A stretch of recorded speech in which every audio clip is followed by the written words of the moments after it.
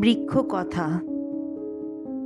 দীর্ঘশ্বাস আঁকতে আঁকতে কখন যে বাকলগুলো পুরু হয়ে যাচ্ছিল খেয়ালই করিনি। শুধু পাখিরা অভিযোগ করত, নিষ্প্রাণ ডালপালায় পালক দিয়ে সোহাগের স্পর্শ দিতে চাইতো। অচল অঙ্গ প্রত্যঙ্গ কাঁপিয়ে বলতাম, ওরে গাছেরা দোষারোপ শেখে না, তোরা কেন এত ঝগড়াটে?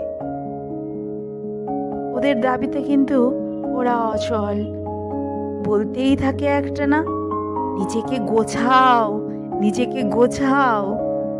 তাড়া দিতে থাকে অবিরত আমায়।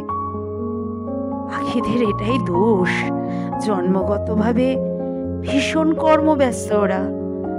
চড়া পড়ে যাওয়া ত্বক ঠোঁট দিয়ে ঘষে ঘষে সাফাইয়ে ব্যস্ত হয়ে পড়ে। সাজো সাজো রব উঠছে চারিদিকে। আমিও বেশ হালকা হতে থাকি। আচ্ছা, চোখে ভুল দেখছি না তো? আবার যে কচি পাতা, কুড়ি, এসব কি সত্যি আমার?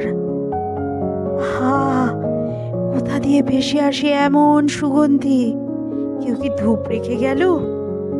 তা বেশ, তা বেশ, উঠোরে ঠাকুর থাক, শাখে যৌথ সংসার থাক, আমিও ঝিরঝিরিয়ে পাতার চামড় দিয়ে বাতাস করতে থাকি।